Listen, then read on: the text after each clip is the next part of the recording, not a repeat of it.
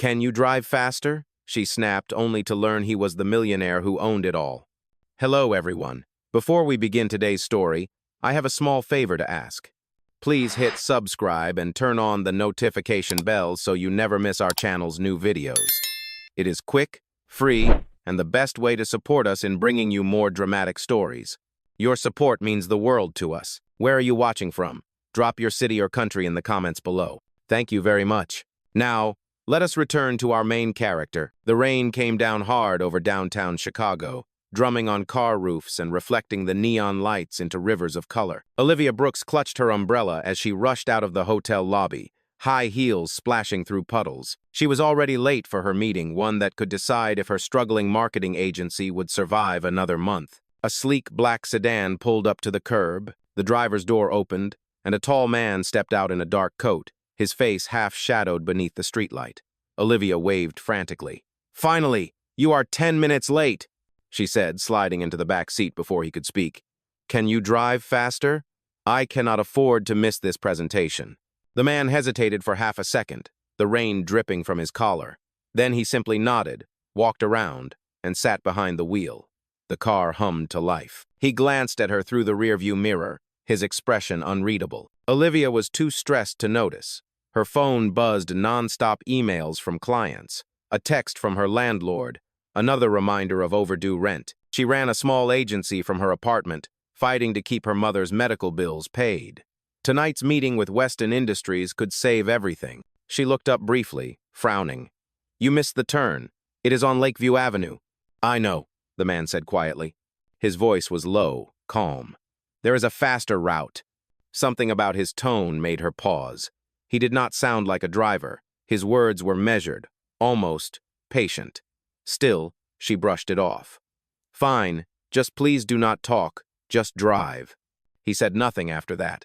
Only the rhythmic sound of the windshield wipers filled the silence. She noticed his hands on the steering wheel, strong, steady, and clean, not the hands of someone used to taking orders. When they stopped at a red light, he glanced sideways at her reflection in the window.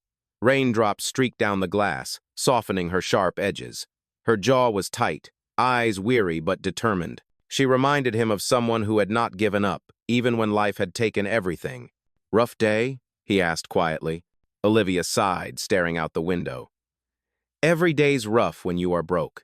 She gave a short, nervous laugh. "Sorry, I did not mean to unload on a stranger. I just need this meeting to go right." He said nothing again, but the corner of his mouth lifted slightly, a silent understanding. The light turned green, and the car moved forward. By the time they reached the towering glass building of Weston Industries, the rain had softened to a mist. The man parked smoothly by the entrance, stepped out, and opened her door. Olivia grabbed her folder and hurried out, barely glancing at him. "Thanks," she muttered. He nodded once. "Good luck in there." "Oh." She rushed toward the elevator, her heart pounding. Only later would she learn the truth that the quiet man she had mistaken for a driver was Ethan Weston, the very millionaire CEO she had been desperate to impress. "Love Millionaire, 39 foot," said. Rain still clung to the glass walls of Weston Industries as Olivia stepped into the marble lobby, heart racing. The receptionist gave her a professional smile. "Welcome. Do you have an appointment?" "Yes, with Mr. Weston's executive team," Olivia said, straightening her damp blazer. "Please have a seat. They are running a few minutes behind." A few minutes. She finally had time to breathe. She sat down, clutching her folder of designs. Her reflection stared back at her from the polished floor, hair frizzy, makeup fading, the look of someone trying to hold it all together. She brushed away a drop of rain on her cheek and muttered, "Great first impression." Behind her, the elevator chimed. She turned her head and froze. The man from the car walked out. No coat this time, just a charcoal suit that fit him perfectly. Employees greeted him with nods and quiet. "Good morning, Mr. Weston." Her throat went dry. "Mr. Weston?" He noticed her immediately. Their eyes met for a brief second. A hint of recognition flickered across his face, but he said nothing. Only that same calm, almost amused smile. The receptionist stood. "Mr. Weston, good morning." "Good morning, Claire."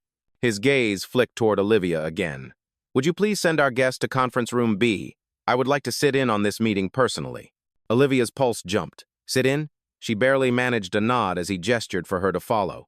The walk down the hallway felt endless. Every step echoed off the glass and stone. Inside the conference room, he motioned to a chair. "Please, have a seat, Miss Brooks." His voice was smooth, confident. "Thank you, sir." She tried to steady her breathing. He took the chair across from her, folding his hands. "You have a proposal for us." Olivia opened her folder with shaking fingers. "Yes, it is a marketing campaign for your new eco-product line. I believe small stories create big trust, so the idea focuses on real families and sustainable living." He leaned forward, eyes on her sketches. "Did you design these yourself?" "Yes," she said, her voice quiet. "I cannot afford a team yet."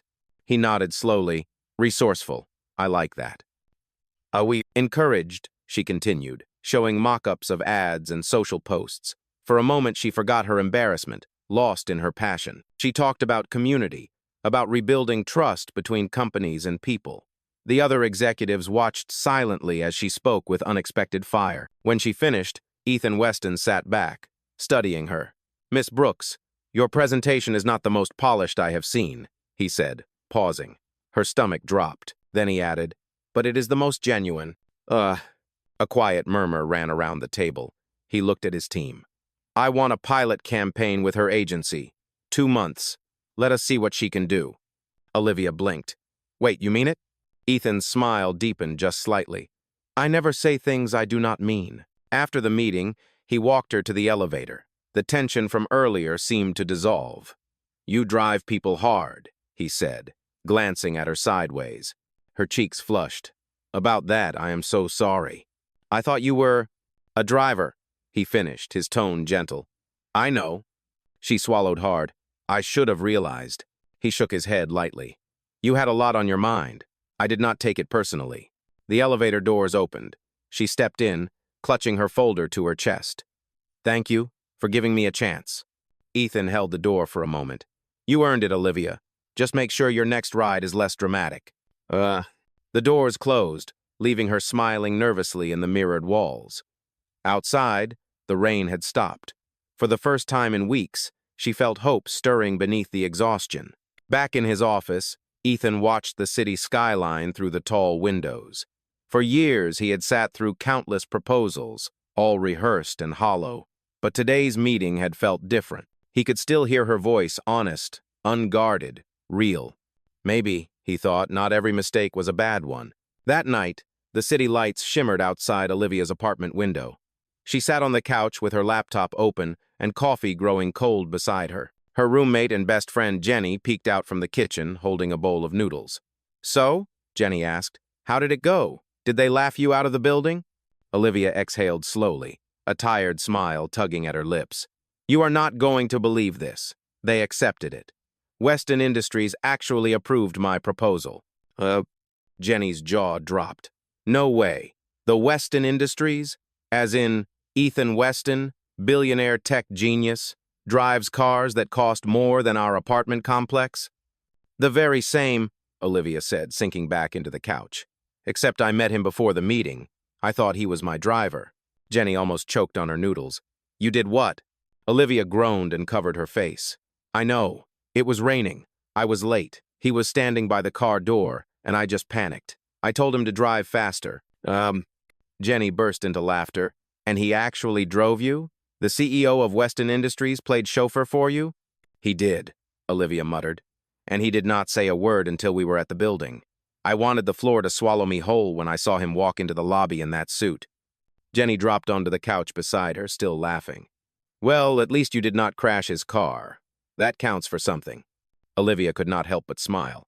He was surprisingly kind about it. He even said I earned the chance to work with them. Jenny gave her a teasing look. "Sounds like he might be impressed with more than your marketing ideas." "Do not start," Olivia warned, blushing. He was just being professional. But later, as she lay in bed staring at the ceiling, she replayed his voice in her head.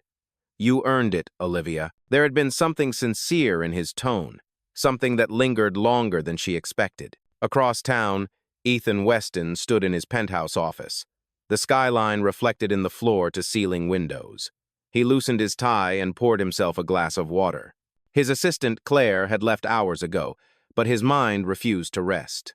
He kept seeing her, her determined eyes, her trembling hands clutching that worn folder, her honesty cutting through the noise of polished boardroom language. It had been a long time since someone spoke to him without rehearsed charm or fear. Olivia Brooks had treated him like a stranger, even a driver, and for once, he had felt human again. He sat down at his desk and pulled out his phone. The background glowed with a photo of his late father, the man who had built the company from nothing. "You always said, Dad," he murmured, "never trust flattery, trust authenticity." He smiled faintly. Maybe she is the kind of person you meant. The next morning, Olivia arrived at her tiny office above a coffee shop. The space was barely large enough for 2 desks and a potted plant that leaned toward the window for sunlight. She switched on her old computer and stared at the blinking cursor. The contract from Weston Industries sat on the table, still unsigned. She picked it up and whispered, "Please, do not let me mess this up." Hours later, an email arrived. Subject, meeting follow-up. It was from Ethan Weston. Her stomach flipped as she opened it. "Miss Brooks, I would like to review some campaign visuals personally. Are you available for lunch tomorrow at 1 p.m. EW?" Olivia read the message 3 times, trying to steady her breath. Lunch, personally, with Ethan Weston. Jenny poked her head through the door, holding a cup of coffee. "You look like you just saw a ghost." Olivia turned the screen toward her. Jenny's grin widened. "Oh, he definitely likes your campaign." Olivia rolled her eyes, though her cheeks flushed. "It is just work." "Oh, sure," Jenny teased. "Wear something that says creative professional, not I once yelled at my boss in the rain." Olivia laughed nervously, pressing a hand to her heart. "I cannot believe this is happening." That night, she opened her sketchbook, the same one she carried everywhere, and drew the rain-slick street where it all began. The car, the headlights, and the man behind the wheel who had changed everything with a single smile. Some mistakes, she thought, were not mistakes at all. The next day, the morning sun spilled through the tall glass windows of Weston Tower, glinting off the polished marble floors. Olivia stood in front of the building again, her heart beating as if she were about to take another exam she had not studied for. She checked her reflection in the glass door, simple white blouse, navy skirt, hair pulled into a neat bun. Professional enough, she hoped. She entered the lobby, greeted by the same receptionist. "Good afternoon, Miss Brooks. Mr. Weston is expecting you. Please take the private elevator to the 36th floor." Private elevator. The words alone made her palms sweat. She stepped inside, watching the floor numbers rise one by one until the doors slid open to reveal an office that looked more like a luxury penthouse than a workplace. Ethan Weston stood near the window, a tablet in hand, sunlight cutting across his shoulders. He looked up as she entered, a faint smile forming. "You found it all right?" "Yes," Olivia managed, trying to sound calm. "It is hard to miss an office like this." He chuckled softly. "Fair point. Please, come in." He gestured to a long table covered with samples, mock-up ads, color palettes, photo boards. "I wanted to see the visuals in person," he explained. "Your ideas are strong, but they need a touch of polish. Tell me what inspired this campaign." Olivia stepped closer, pointing to one of the images, a photo of a family planting a small tree in their backyard. "My mother," she said quietly, "she used to tell me that real change starts with small, ordinary choices. I wanted the campaign to remind people that they can make a difference without being millionaires." Ethan studied her for a long moment, his expression softening. "That is powerful," he said. "It is rare to see a marketing plan that actually has heart." Her chest warmed at the compliment. "Thank you," she said, smiling. They spent the next hour reviewing details, rearranging slogans, and testing color combinations. Conversation flowed easier than she expected. He asked about her work, her background, and her dreams for the future. She answered honestly, admitting that her company was small and struggling, but she believed it could grow through integrity. Ethan listened carefully, occasionally offering quiet advice. He did not speak like a man trying to impress. He spoke like someone who remembered what it felt like to start from nothing. When the meeting ended, he set down his tablet. "You have potential, Olivia, not just as a designer, but as a leader. You see people, not numbers. That matters."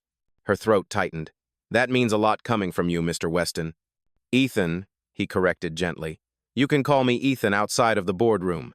She laughed nervously. "All right, Ethan." The name felt strange but comfortable on her tongue. He glanced at his watch. "Have you eaten lunch yet?" I was just going to grab something quick downstairs. Then join me, he said. The cafe across the street has the best sandwiches in the city. Consider it a working lunch. They walked together through the glass doors, the cool breeze brushing against them. The cafe was quiet, tucked between two skyscrapers, with soft jazz playing in the background. For the first time in days, Olivia felt her shoulders relax. They talked about music, favorite cities, and even shared stories about terrible first jobs. She laughed more than she had in weeks. As they left the cafe, a sudden gust of wind lifted a napkin off their table. Olivia reached for it, but Ethan caught it first, his fingers brushing hers. The moment lingered just long enough for her heart to stumble. He looked at her, his tone lighter. You know, you never actually apologized for yelling at me in the car. She blushed, hiding her face behind her hair. You still remember that? I remember everything, he said quietly. For a heartbeat, neither of them moved. Then she laughed softly. I am sorry, Ethan, I really am. Apology accepted, he said with a warm smile. But only if you promise to let me drive next time. She grinned, shaking her head. Not a chance. They walked back toward the tower together, the afternoon sun catching in her hair, and for the first time since that rainy night, Olivia realized she was not just walking beside a millionaire, she was walking beside a man she genuinely wanted to know.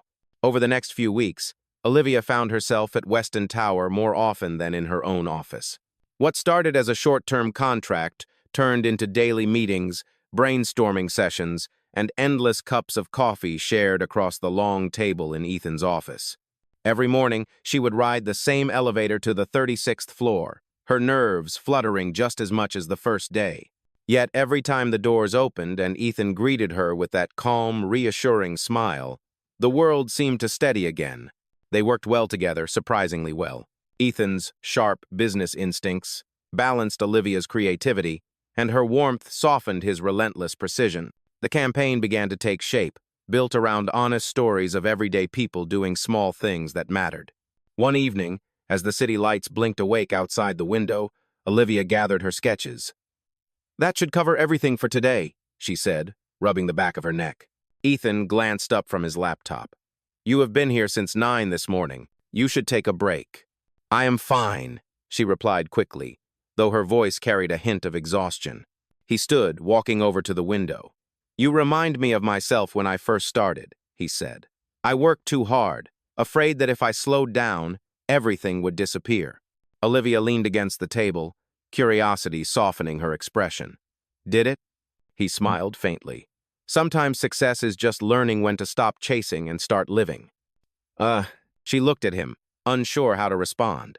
The silence that followed was not awkward, it was gentle, filled with something unspoken but understood. Ethan turned back toward her. Let me drive you home, he offered. It is late, and the trains are unreliable after 9. She hesitated but finally nodded. All right, but only if you promise not to drive too fast. He laughed quietly. Fair deal. The night air was cool as they walked toward the underground parking lot. The city hummed softly around them, distant traffic mingling with the rhythm of their footsteps. When he opened the passenger door for her, she smiled at the irony. You know, she said, settling into the seat, I think I owe you a lifetime of apologies for that first night. Ethan looked over as he started the car. You keep bringing it up. I told you, I did not mind. Still, she said, glancing at him, it was a ridiculous thing to do. He smiled, eyes on the road. It was also the best mistake I have had in a long time. Olivia turned toward the window, her cheeks warm. Outside, the city lights stretched endlessly, painting the night in gold and blue. When they reached her building, she hesitated before unbuckling her seatbelt. Thank you for the ride. Ethan nodded, his voice quiet. Good night, Olivia. She stepped out, the cool air brushing her face. As the car pulled away, she stood on the sidewalk, watching the taillights disappear into the distance. For a moment, she thought of the man she had once mistaken for a driver, and realized that with every passing day, he was driving her somewhere far deeper than she had ever expected. Back inside her apartment, Jenny sat on the couch with a grin. You are smiling, she teased. That can only mean one thing. Olivia rolled her eyes but could not hide her smile. It means the campaign is going well. Sure, Jenny said, laughing, and I am the Queen of England. Olivia laughed too, pressing a hand over her heart. Jenny, for once, I do not know what it means, but whatever it is, it feels good. 2 weeks later, Weston Industries hosted its annual charity gala at the Grand Harbor Hotel. The ballroom glowed beneath crystal chandeliers, filled with the city's most influential business leaders. Olivia had never attended an event like this before. Her hands trembled slightly as she adjusted the silver bracelet on her wrist, Jenny's idea of a confidence charm. She stepped out of the cab, her simple navy dress fluttering in the breeze. Cameras flashed nearby as luxury cars pulled up, releasing people who looked like they had stepped out of magazines. For a moment, Olivia wondered if she had made a mistake coming. But this was the night Ethan had promised to showcase their campaign, the one that could finally prove her worth. Inside, the room sparkled with gold and laughter. Waiters carried trays of champagne, and a jazz band played softly near the stage. Olivia spotted Ethan across the room, speaking with investors. He looked effortlessly composed in a black tuxedo, the very image of control. When he saw her, his expression shifted something subtle, almost proud. He excused himself and walked over. "You made it," he said warmly. "I almost turned back twice," she admitted, smiling nervously. "Everyone here looks like they belong on the cover of Forbes. Then it is about time someone real joined them," he said. His words steadied her heart. Together, they moved through the crowd as Ethan introduced her to executives, journalists, and philanthropists. Each time, he added, "This is Olivia Brooks, the creative mind behind our new campaign." She tried to stay composed, but the pride in his tone made her cheeks warm. When the program began, they took seats near the front. A host in a glittering gown walked on stage to announce the highlight of the evening, the preview of Weston Industries' upcoming campaign. The lights dimmed, and the screen flickered to life. Olivia's voiceover filled the room. Stories of families planting trees, communities cleaning parks, small acts of kindness creating ripples of change. The audience grew quiet, drawn in by the simplicity of the message. When it ended, the room erupted in applause. Olivia blinked, stunned. Ethan leaned toward her and whispered, "You did this." Her eyes met his, and for a moment, the world faded to silence. But then a reporter nearby asked loudly, "Mr. Weston, is it true that this young woman used to mistake you for your own driver? That is quite the fairy tale." Laughter rippled through the crowd. Olivia froze, her face draining of color. She turned to Ethan, mortified. How did they even? Ethan's jaw tightened, but he kept his composure. "That is not a story worth repeating," he said evenly, guiding her toward the hallway. Cameras still flashed behind them. Outside the ballroom, she stopped, voice trembling. "They are laughing at me. I should not have come here." He turned to her, eyes steady. "No, Olivia. They are laughing because they do not understand. You did nothing wrong." Her throat tightened. "But it is humiliating. Everyone knows now." He stepped closer, his tone soft but certain. "Let them talk. I would rather be remembered for kindness than arrogance." She looked up at him, the hurt slowly melting into something else, something deeper. "Why did you not tell them the truth that night? That you were the CEO?" He smiled faintly. "Because that was the first time in years someone spoke to me like a person, not a title." For a long second, neither of them moved.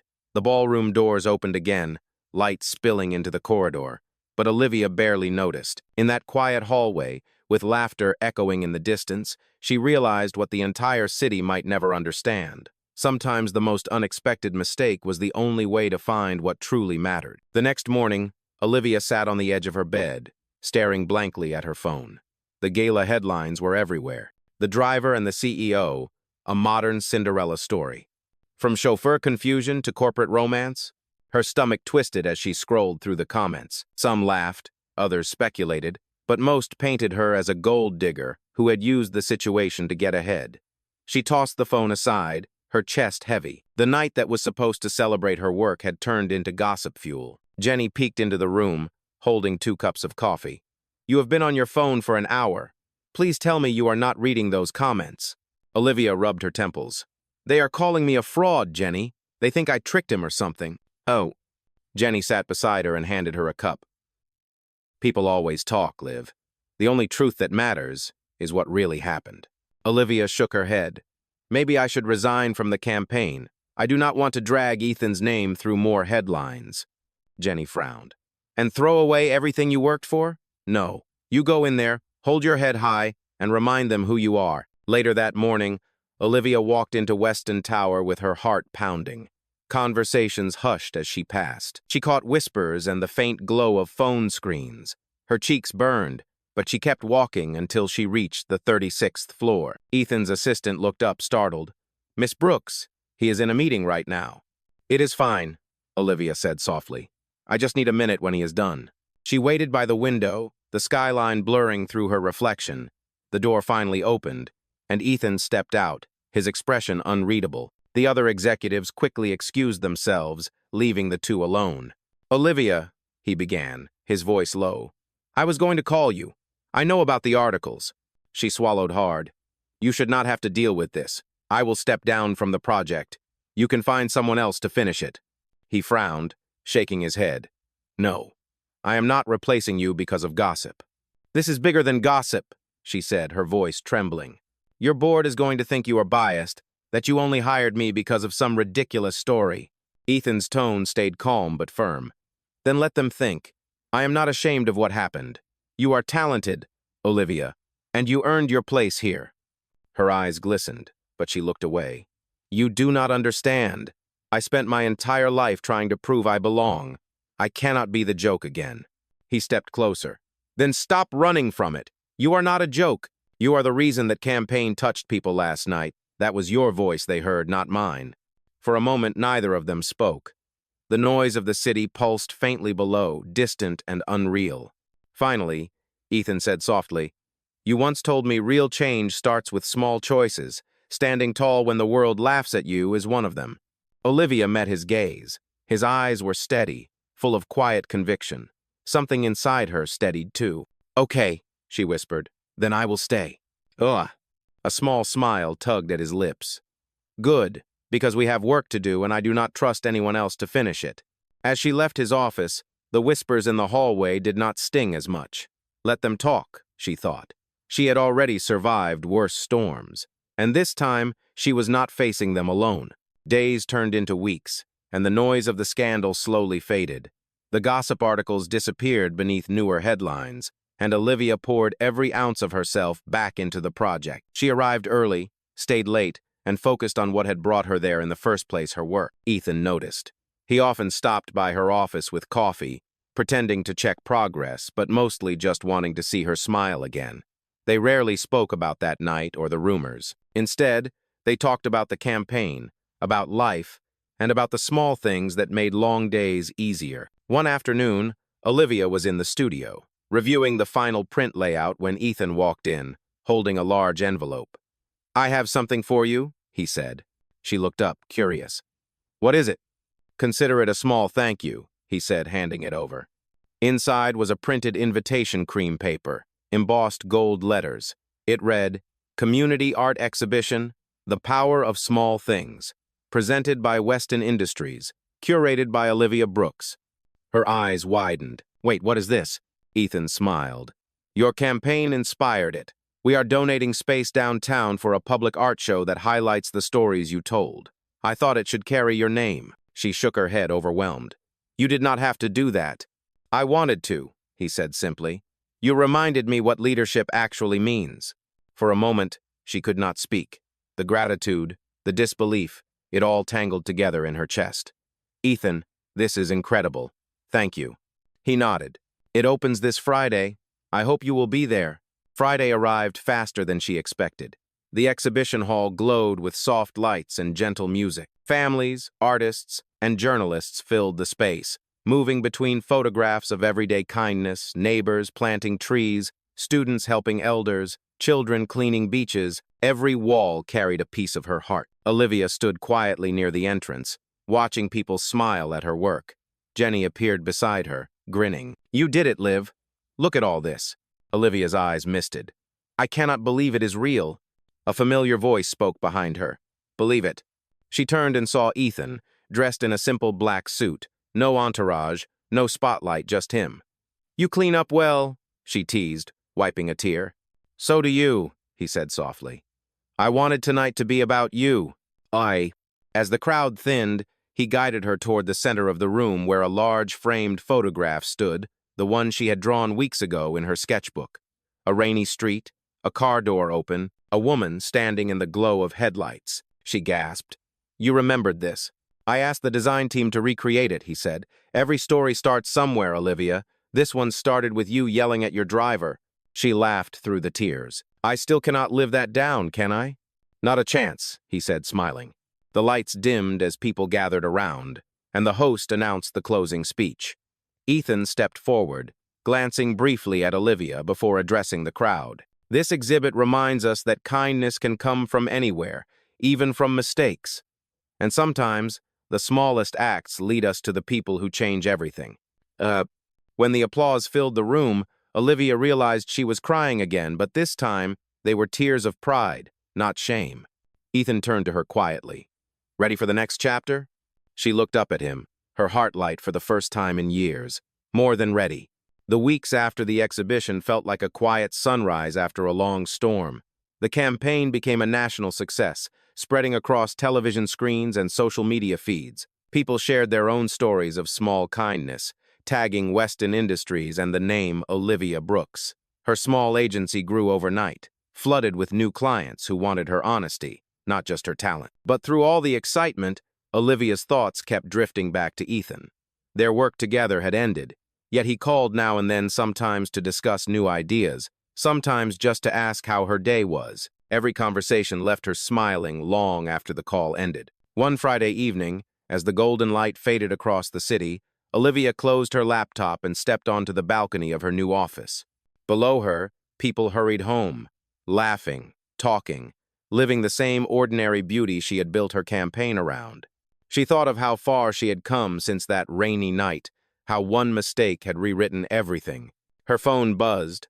A message from Ethan read, Meet me at the gallery tonight. One last surprise. Curiosity tugged at her. When she arrived, the exhibition hall was quiet. Lights dimmed except for a single glow in the center. A new canvas hung where her favorite photograph once was.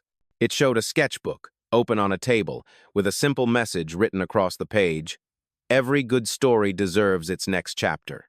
Behind her, she heard a familiar voice. You once said real change starts with small choices, Ethan said softly. I think I am ready for mine. She turned. He was standing there in a dark suit, holding a small velvet box. The sight made her heart stop.